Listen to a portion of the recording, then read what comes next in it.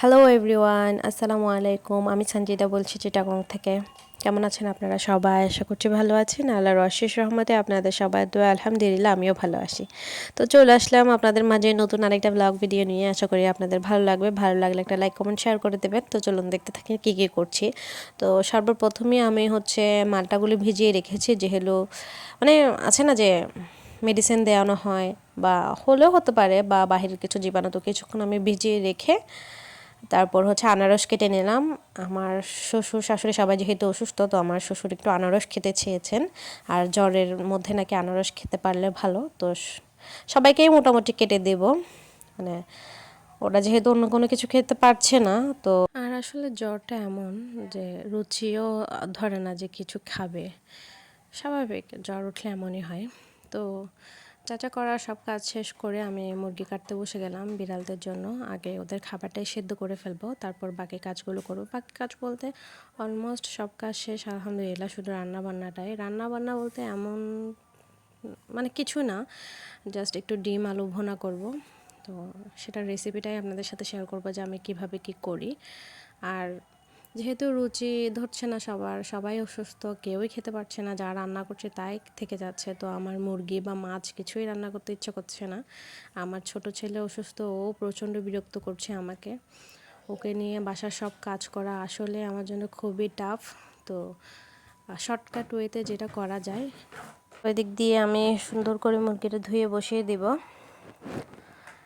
আসলে বাচ্চা বা বড়রা যাই হোক, বিশেষ করে বাচ্চাদের অসুস্থ হলে মানে মা শান্তি নাই একদম।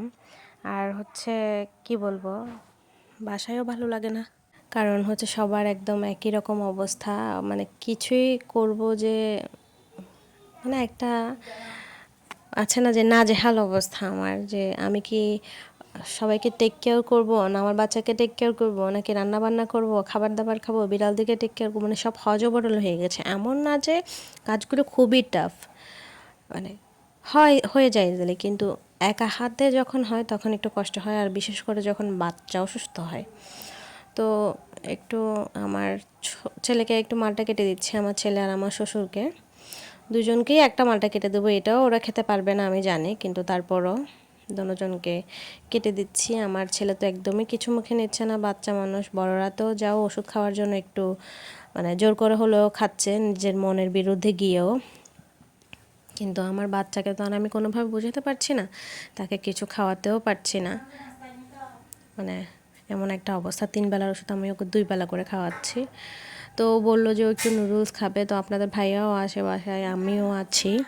তো ভাবলাম যে আমরা দুইজন আছি, আমার ছেলেও যেহেতু খেতে চাচ্ছে, যতটুকু খেতে পারে আর কি, যেহেতু চাচ্ছে। তো একটু পানি বসিয়ে দিয়েছি, নুডলস রান্না করব।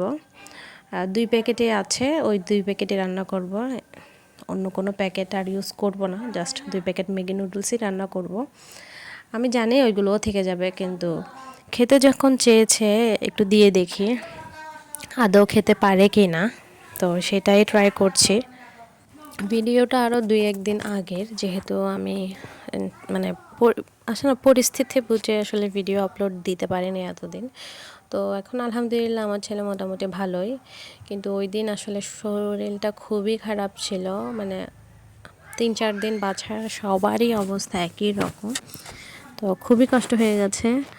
তারপরেও করতে তো হচ্ছে, আর বাচ্চা মানুষ সে খেতে যেহেতু চেয়েছে, আর আমরাও নাস্তা করব, নিজেদেরও খেতে হবে, না খেলে নিজেরাও দুর্বল হয়ে যাব। যেহেতু সবাই অসুস্থ, সবাইকে তো টেক কেয়ার করার জন্য একজনকে না একজনকে সুস্থ থাকতেই হবে।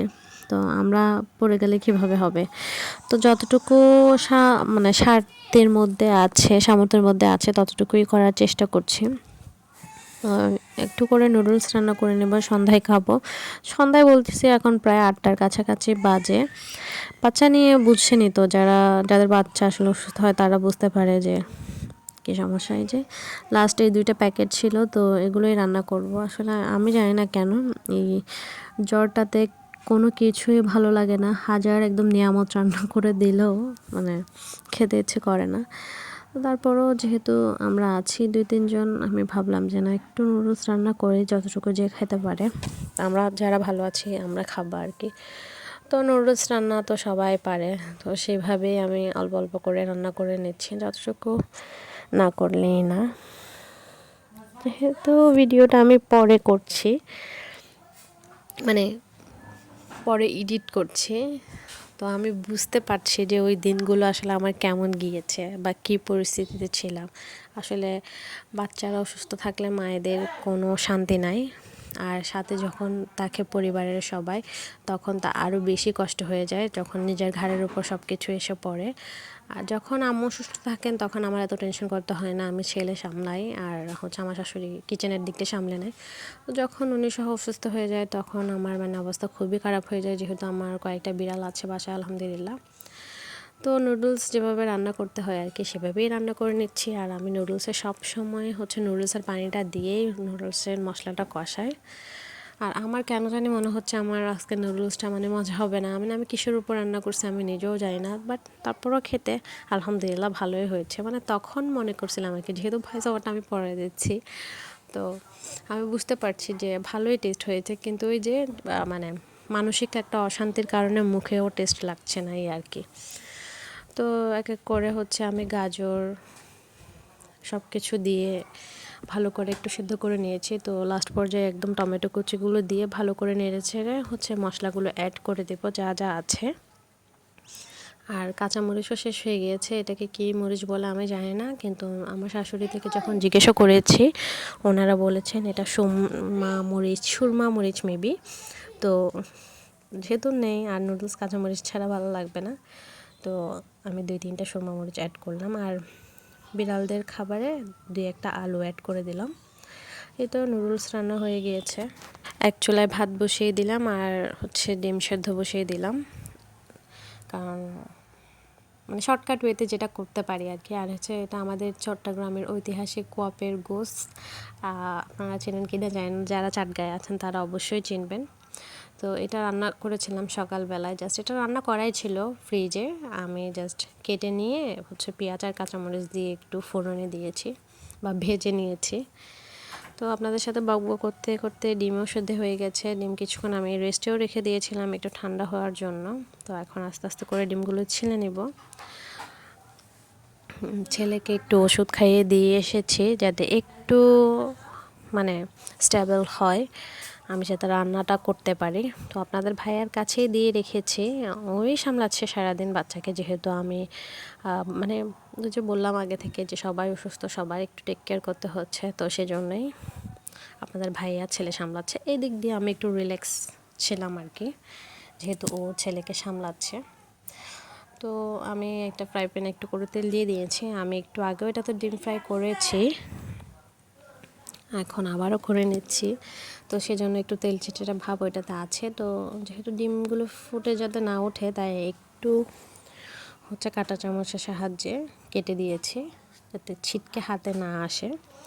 তো ডিমগুলো হালকা একটু ব্রাউন কালার হলে হচ্ছে আমি নেড়ে চেড়ে তুলে নেব আর কি।